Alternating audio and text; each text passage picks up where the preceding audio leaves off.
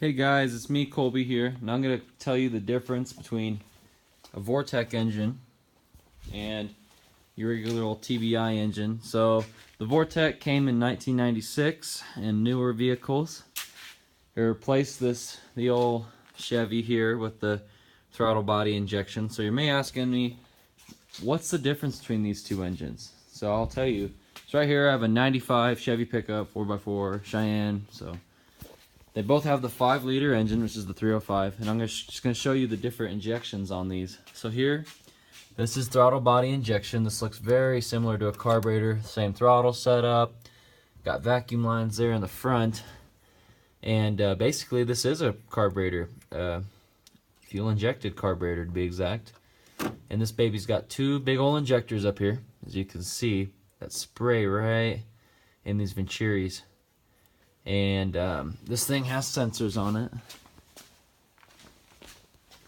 So you have a throttle body position sensor and an idle air control valve. So basically what that does is let air in when the throttle plate's closed. So yeah, this is basically throttle body injection. If I let it run, you can see the fuel drip or spray in there. It's really cool.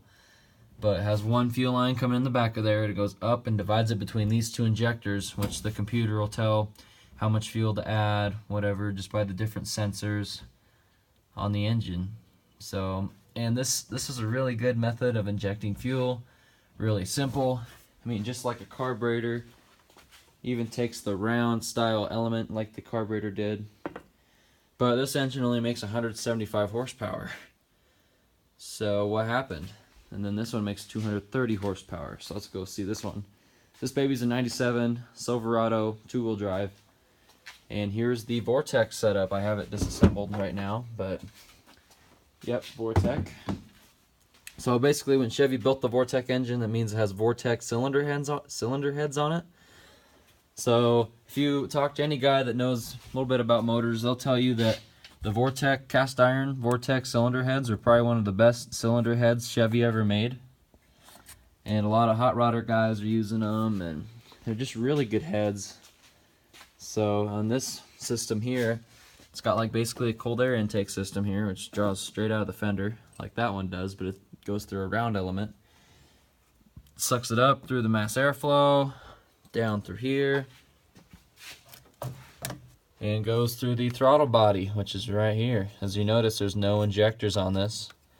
This baby has multi-port fuel injection, so there's so much crap in the way, but there's like fuel injectors. There's 4 of them on this side and 4 of them on this side, and they each deliver fuel by what the computer tells it to. But anyways, this is the throttle body here.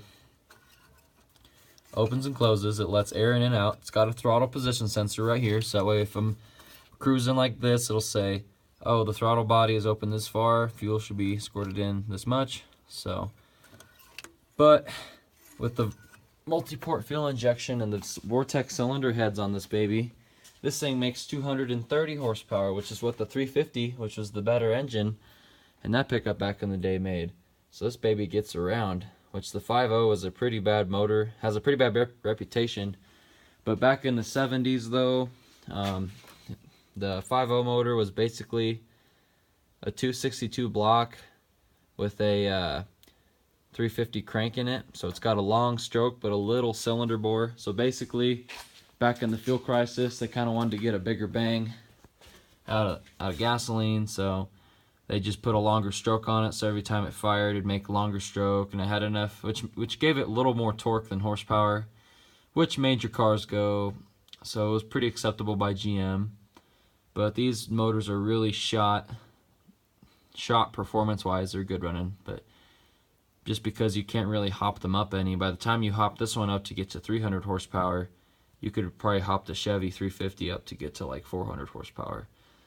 So 305s are basically worthless. You can't really do any modifications to them. You can throw a camshaft or whatever, but the 305s it's an okay motor. But yeah, that's the difference between Vortec and throttle body injection. So now you know. Alright, see you guys later.